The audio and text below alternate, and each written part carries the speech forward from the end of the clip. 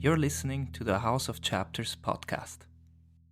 So, welcome to the House of Chapters podcast. Bruno, very happy to have you. Thank you, Ian. Very happy to have this chat with you. Thanks for the invite. Yeah, so we've met about a month and a half or maybe even 2 months ago. You were actually one of the first Substackers in that sense, authors that I met on Substack, also publishing serialized fiction and doing it in that wonderful, like complete experience kind of way that you're doing with videos and audiobooks.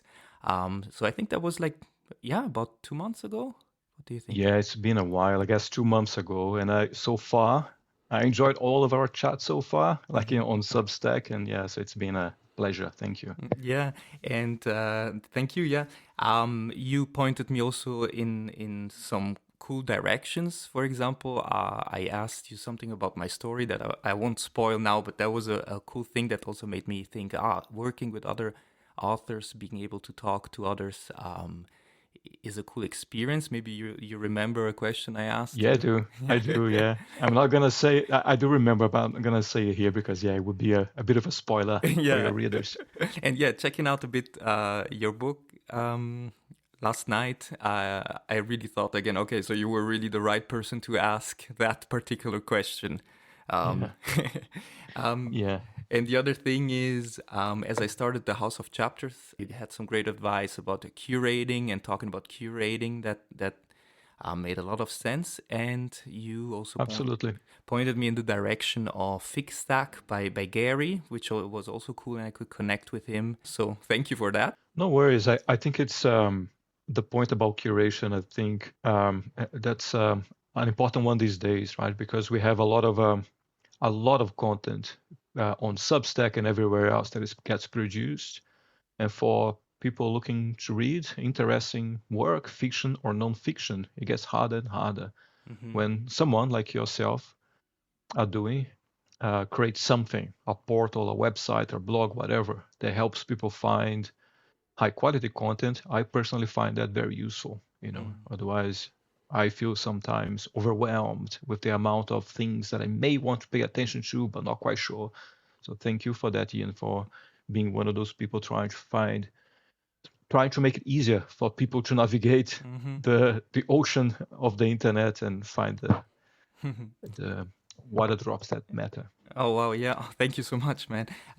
Yeah, it's in the meantime I found some other accounts and people shared other accounts that share share fiction.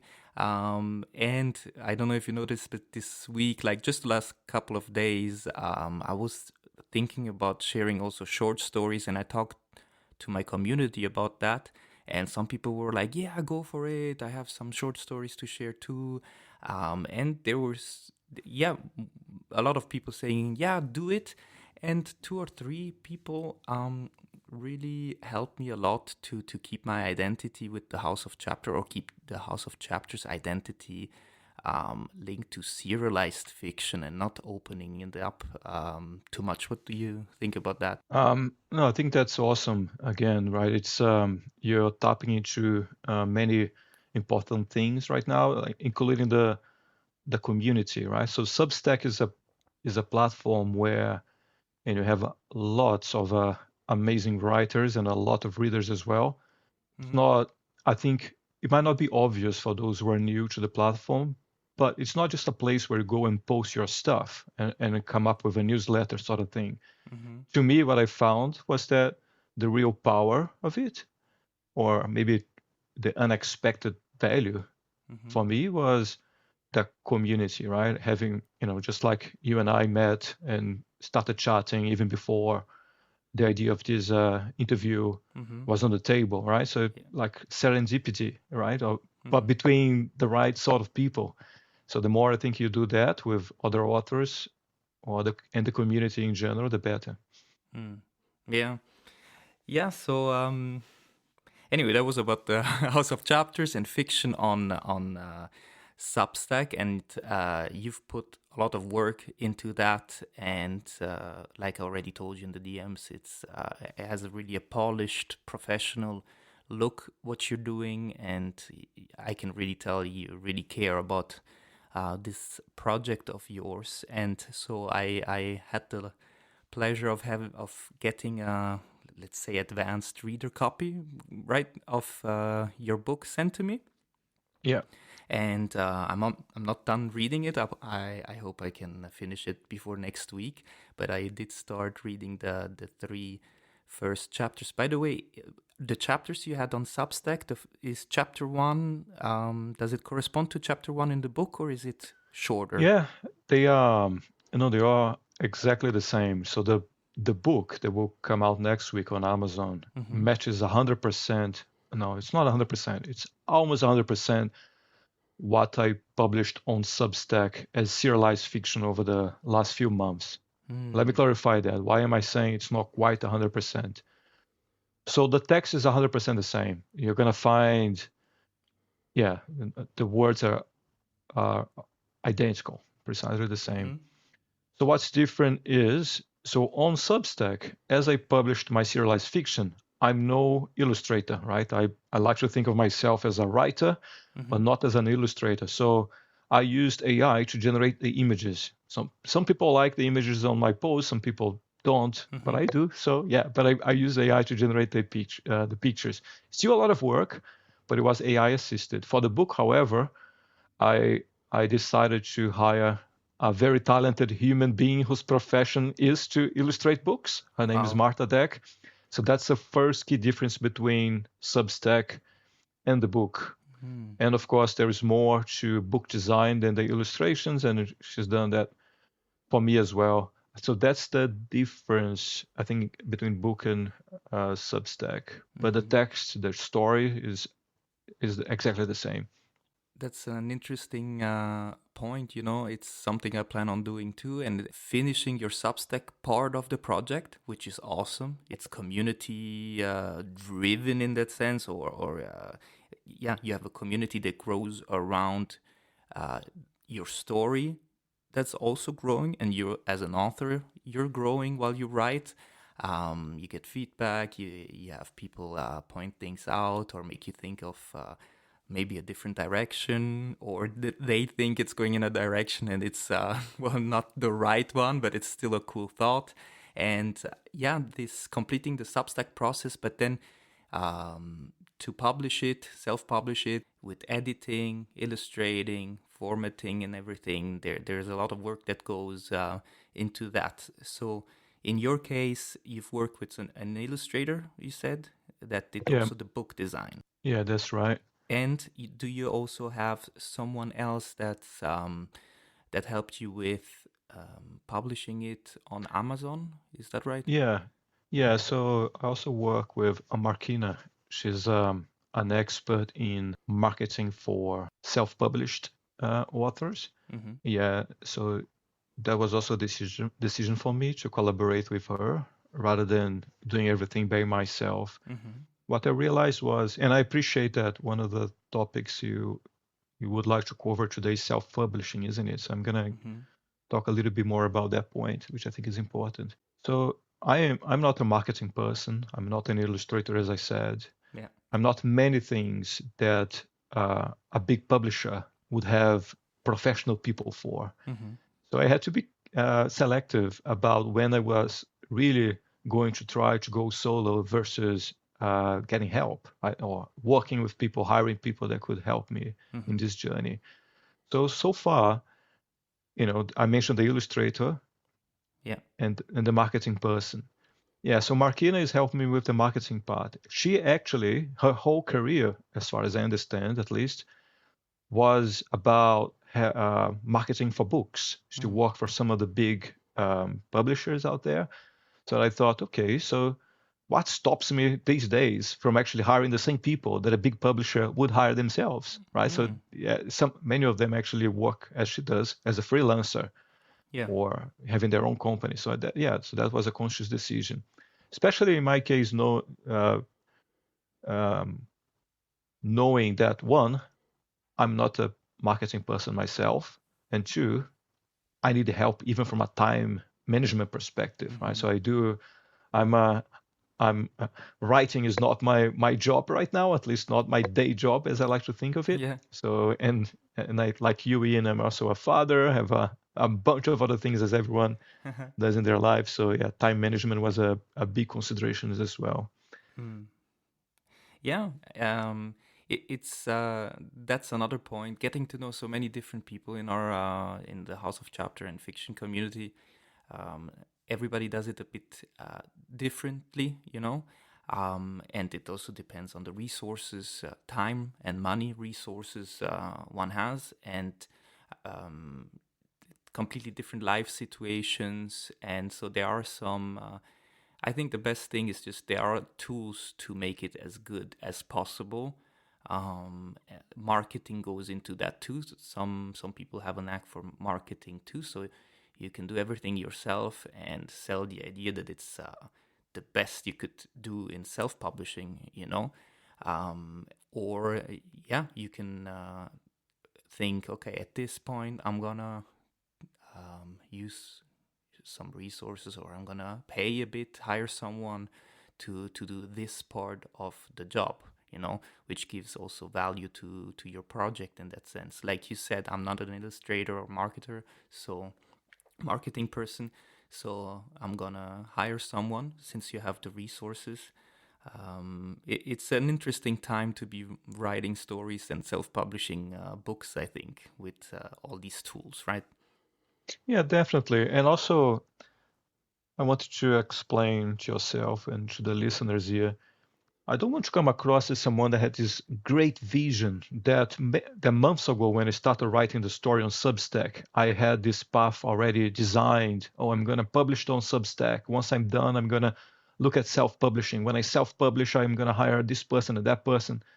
None of that happened, okay? If Mm. it were a job interview, if this were a job interview, maybe I would make it sound a little bit more planned and premeditated, but reality is it wasn't. Okay, so when I sat down to write the first chapter on Substack, yeah, that's what I wanted, to write the first chapter and publish it on Substack. And Mm. then I thought to myself, oh, should I write the second chapter the same way? Okay, I'll do it because I enjoy it. And then the third and the fourth and the fifth chapter. And then as I started getting more, more people engaging with the content and reading the chapters, I started doing more. It Mm. was only towards, I guess, the end of the of writing the story that I thought, okay, maybe I should make this available on Amazon as well. How do I go about doing that? Do I need to Mm. find a publisher? I don't feel like looking for a publisher right now. So Mm. do I need to? And there we go. So it's and I'm saying that because maybe exactly like you said, people have different,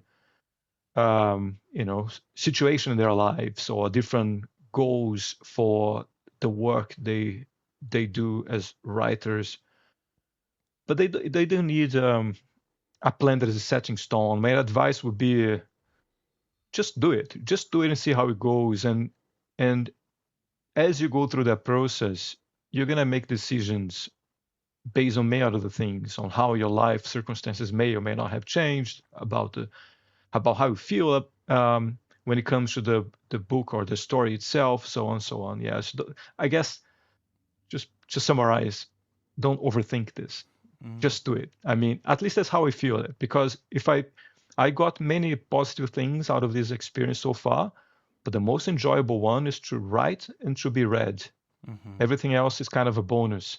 So Mm. and to write and to be read, very little investment of time and money needs to be made. Mm. Man, I love that. Really, the whole enjoying the process, just doing it.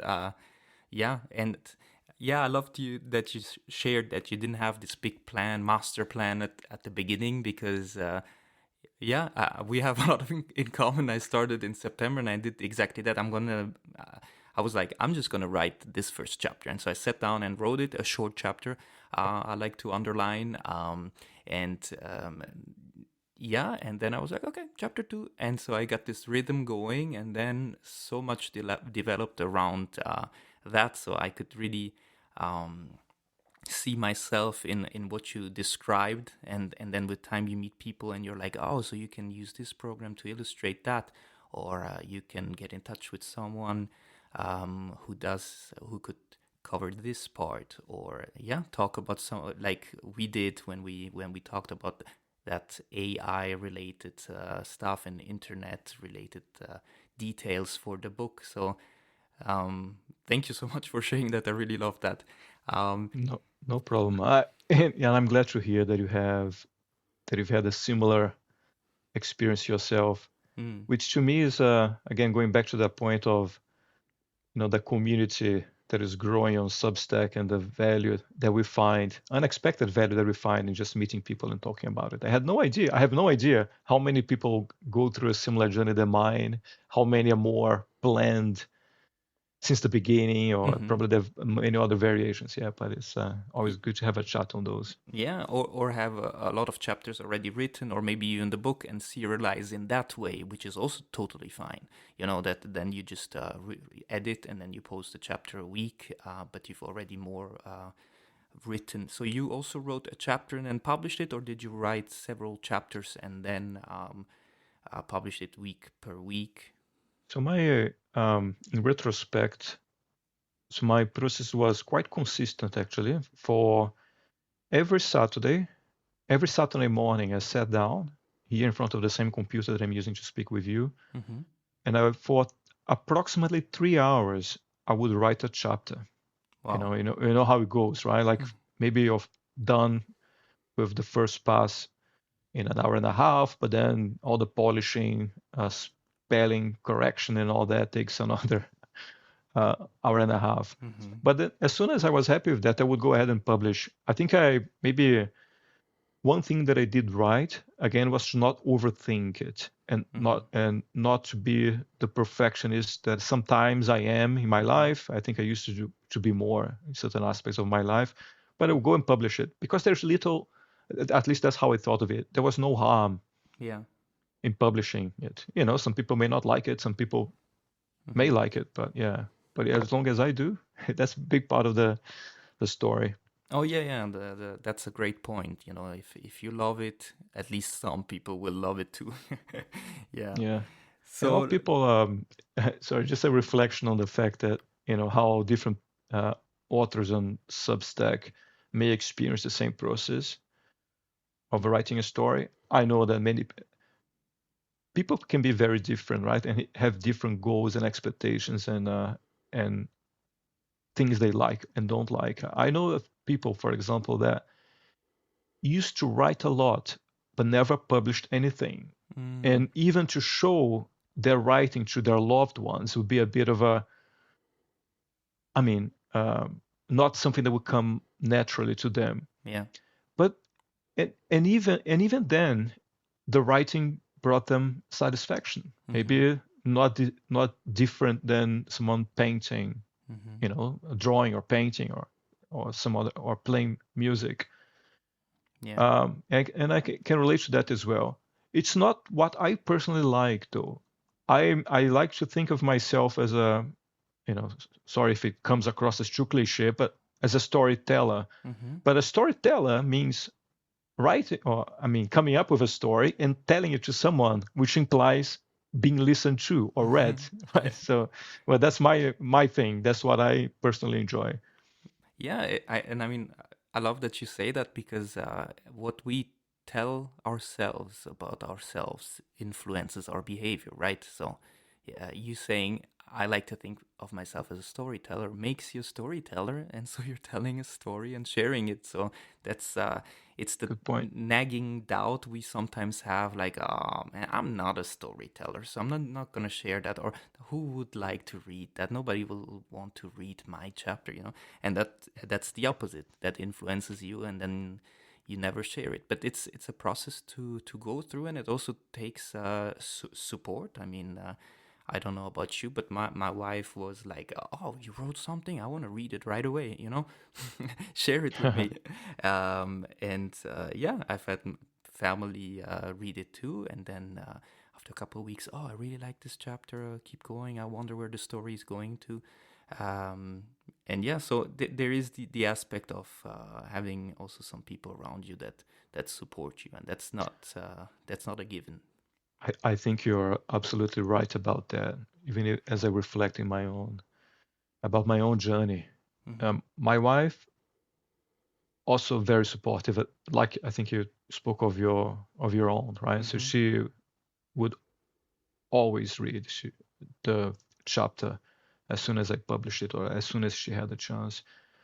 My daughter, I have two daughters now, who is 10 years old and the Mm-hmm. other who is 16 days old. Yes, I have a newborn at home. So the newborn, I don't think she particularly enjoys dark matter, but the 10-year-old one, she did.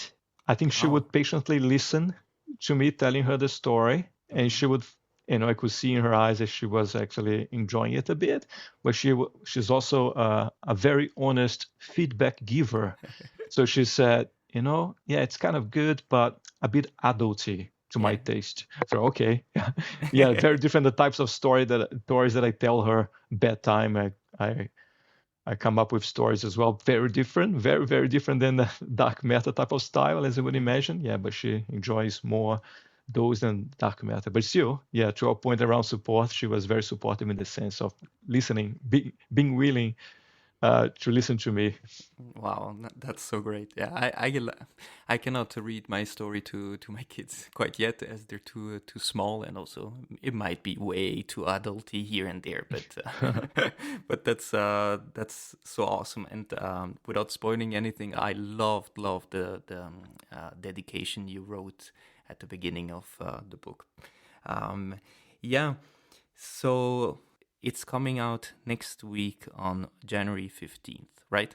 Amazon may take a day or two to approve, or sometimes three, but yeah, but the 15th is my target date. Okay, awesome. So, and the other elephant in the room kind of question is what part of the book will stay on Substack? Everything. So I don't plan to remove anything from Substack.